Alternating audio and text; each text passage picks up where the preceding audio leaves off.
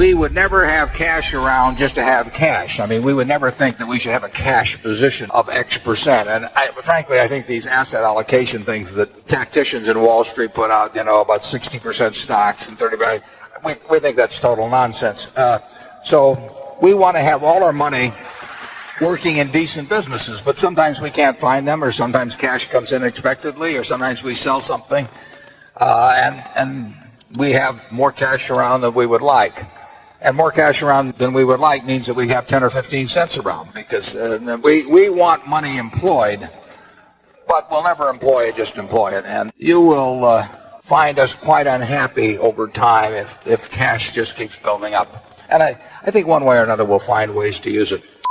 You may have trouble believing this, but Charlie and I never have an opinion about the market, because it wouldn't be any good, and it might interfere with the opinions we have that are good. If we're right about a business, if we think a business is attractive, it would be very foolish for us to not take action on that because we thought something about what the market was going to do or anything of that sort, because we just don't know. And to give up something that you do know and that is profitable for something that you don't know and won't know because of that, it doesn't make any sense to us, and it doesn't really make any difference to us. There's nothing magic. We like to put a lot of money in things that we feel strongly about, and that gets back to the diversification question. We think diversification, as practiced generally, makes very little sense for anyone that knows what they're doing. Diversification is a protection against ignorance. I mean, if you want to make sure that nothing bad happens to you relative to the market, you own everything. There's nothing wrong with that. I mean, that is a perfectly sound approach for somebody who does not feel they know how to analyze businesses. If you know how to analyze businesses and value businesses, it's crazy to own 50 stocks or 40 stocks or 30 stocks probably, because there aren't that many wonderful businesses that are understandable to a single human being in all likelihood, and to have some super wonderful business and then put money in number 30 or 35 on your list of attractiveness and forego putting more money into number 1 just strikes Charlie and me as madness.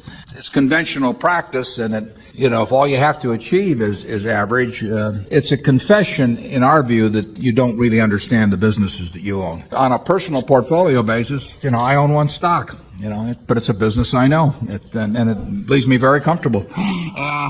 Do I need to own 28 stocks in order to have proper diversification? It'd be nonsense. 3 wonderful businesses. It's more than you need in this life to do very well. The average person isn't going to run into that. I mean, if you look at how the fortunes were built in this country, they weren't built out of a portfolio of 50 companies. They were built by someone who identified with a wonderful business. Much of what is taught in modern corporate finance courses is twaddle. Volatility does not measure risk, and the problem is that the people who have written and taught about risk do not know how to measure risk.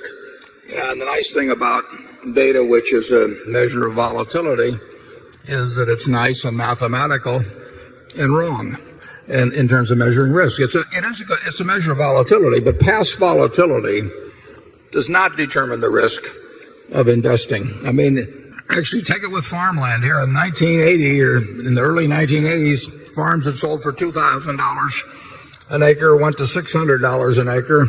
I bought one of them when the banking and farm crash took place, and the beta of farms shot way up.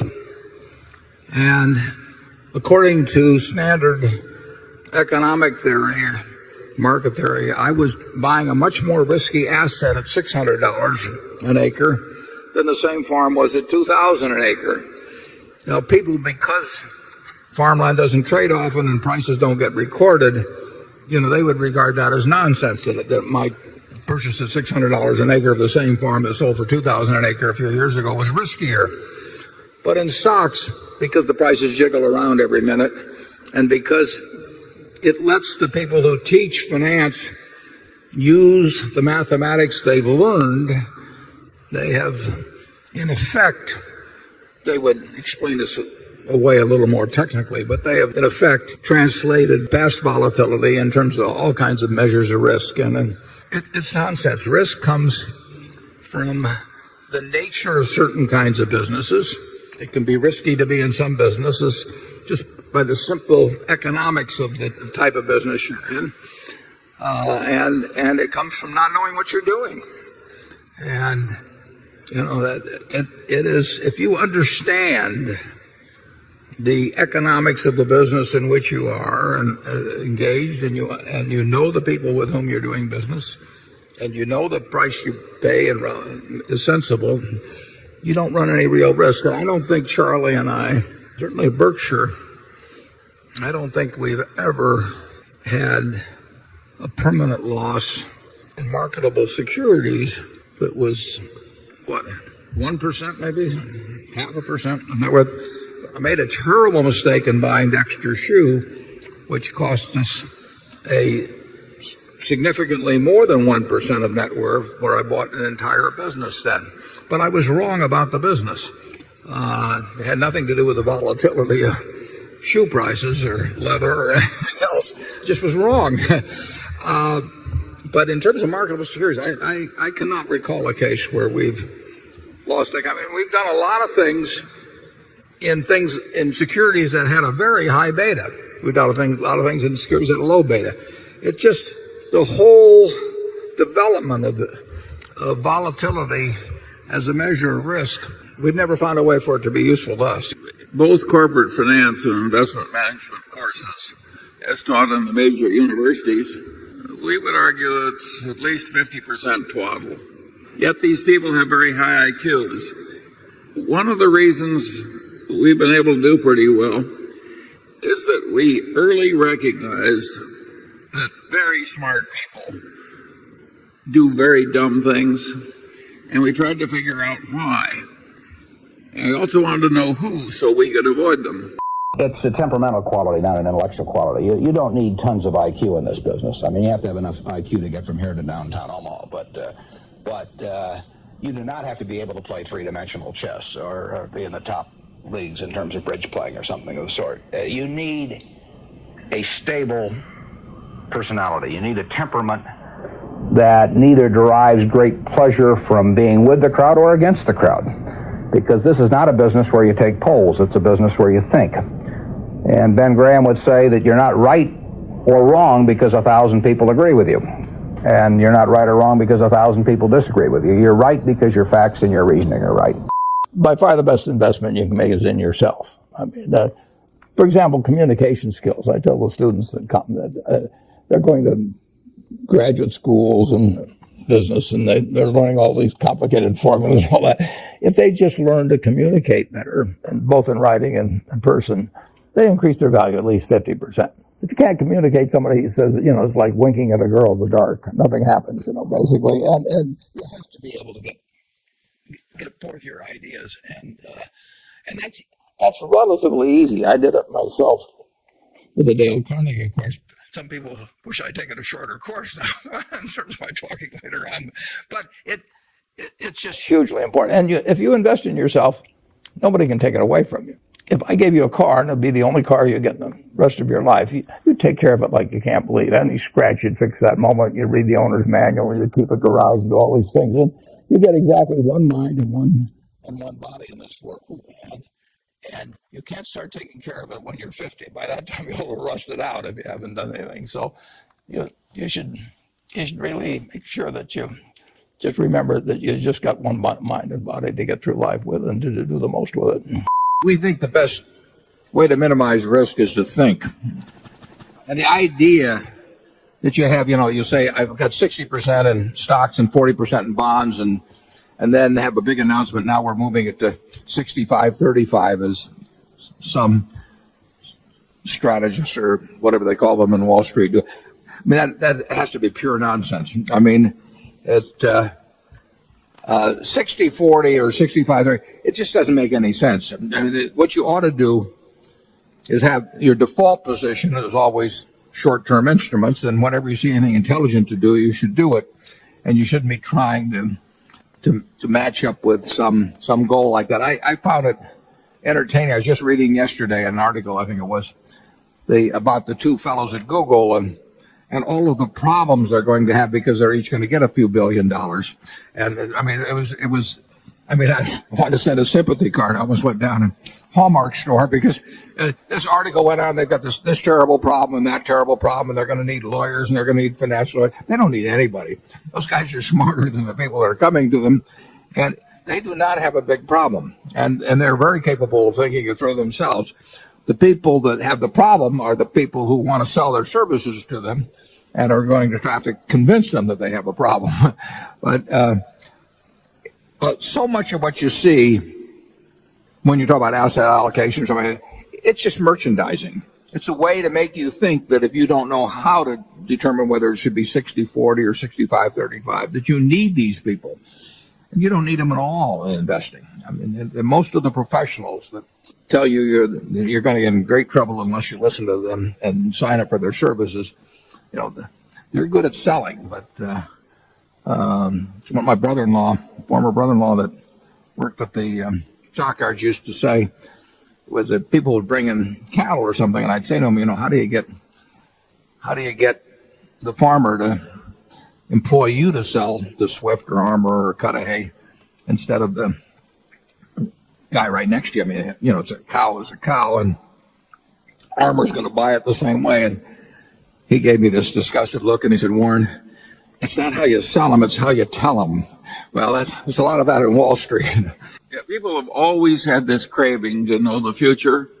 You know, the king used to hire the magician or the forecaster, and he'd look in sheep guts or something for an answer as to how to handle the next war. And so there's always been a market for people who reported to know the future based on their expertise. And there's a lot of that still going on. It's just as crazy as when the king was hiring the forecaster who looked at the sheep guts. And people have an economic incentive to sell some nostrum. It can be sold over and over and over again. The really interesting figures are when you combine the underperformance of the market, say by the mutual fund industry, which is probably a couple of points per annum, that understates it. Now, if you take all of the investors in the mutual funds who are constantly whipsawing from one fund to another by a bunch of brokers who want commissions, now you take a subnormal performance and it goes down another 3 or 4 percentage points due to the shuffling of the mutual fund investments. So the poor guy in the general public is getting a terrible result from contacting the experts. And these guys are heading the scout troop and the community chest drive and are locally reputable people. I think it's disgusting. It's much better to make a living by being part of a system that delivers value to the people who are buying the product. But nobody refrains from creating gambling casinos or something on my theory. If it'll work to make money, well, we tend to do it in this country. Desire of people to gamble, and they gamble in stocks, incidentally, too. Day trading, I would say, very often came very close to gambling as defined. But people like to gamble. You know, I mean, it's if the Super Bowl is on, or even, well, better yet, if a terribly boring football game is on, but you don't have anything to do, and you're sitting with somebody else, you're probably going to enjoy the game more if you bet a few bucks on it one way or the other. The human propensity to gamble is huge. Now, when it was legalized only pretty much in Nevada, you had to go to some distance or break some laws to do any serious gambling. But as the states learned to, you know, what a great source of revenue it was, they gradually made it easier and easier and easier for people to gamble. And believe me, the easier it's made, the more people will gamble. I mean, when my children are here, and 40 years ago, I bought a slot machine and I put it up on our third floor. And I could give my kids any allowance they wanted as long as it was in dimes. I mean, I had it all back by nightfall. I thought it would be a good lesson for them. And now, they weren't going to Las Vegas to do it, but believe me, when it was on the third floor, they could find it, you know. And my payout ratio was terrible, too, but that's the kind of father I was. gambling, people are always going to want to do it. And for that reason, I particularly think that to quite an extent, gambling is a tax on ignorance. I mean, if you want to tax the ignorant, people who will do things with the odds against them, you just put it in, and guys like me don't have to pay taxes. And I really don't. I find it kind of socially revolting when a government preys on the weaknesses of its citizenry rather than acts to serve them. And believe me, when a government sticks, I've really said that growth and value, they're indistinguishable. They're part of the same equation, or really growth is part of the value equation. So our position is that there is no such thing as growth stocks or value stocks, the way Wall Street generally portrays them as being contrasting asset classes.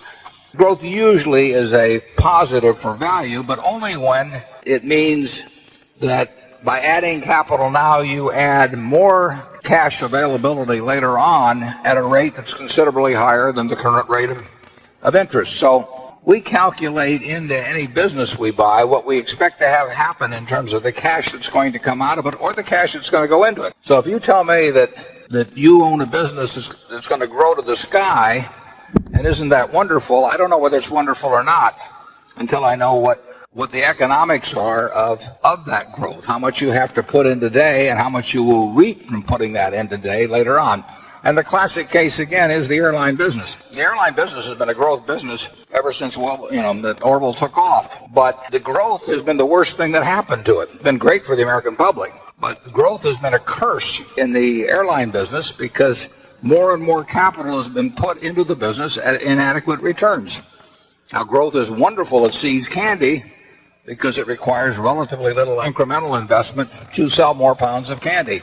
So it's growth, and I've discussed this in some of the annual reports, growth is a part of the equation, but anybody that tells you ought to have your money in growth stocks or value stocks really does not understand investing. Other than that, they're terrific people. The real point is that we're trying to put out capital now to get more capital, or money. We're trying to put out cash now to get more cash back later on.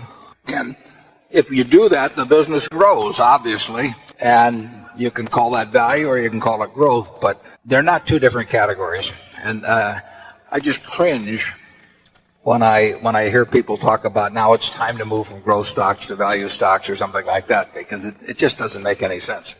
In general terms, unless you find the prices of a great company really offensive, if you feel you've identified it, and by definition, a great company is one that's going to remain great for 30 years. If it's going to be a great company for 3 years, it ain't a great company. I mean, so you really want to go along with the idea of something that if you were going to take a trip for 20 years, you wouldn't feel bad leaving the money in with no orders with your broker and no power of attorney or anything, and you just go on the trip and you come back and it's going to be a terribly strong company.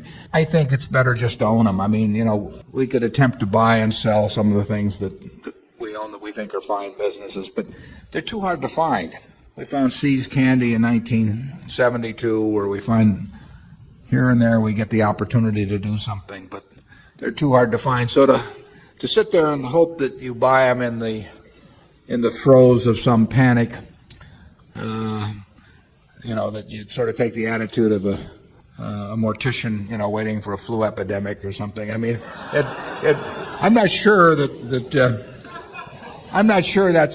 will be a great technique. That's a lot to count on, and if you start with the Dow at X and you think it's too high, when it goes to 90% of X, do you buy? Well, if it does and it goes to 50% of X, it gets, you never get the benefit of those extremes anyway, unless you just come into some accidental sum of money at some time. So I think the main thing to do is find wonderful businesses. So we've had our share of flu epidemics, but you don't want to spend your life waiting around for them. When people said cash is king a year ago, I mean, that's crazy. I mean, cash wasn't producing anything, and it was sure to go down in value over time. And then you always want to be sure you have enough. I mean, it's like oxygen. You want to be sure it's around, but you don't need to have excessive amounts of it around.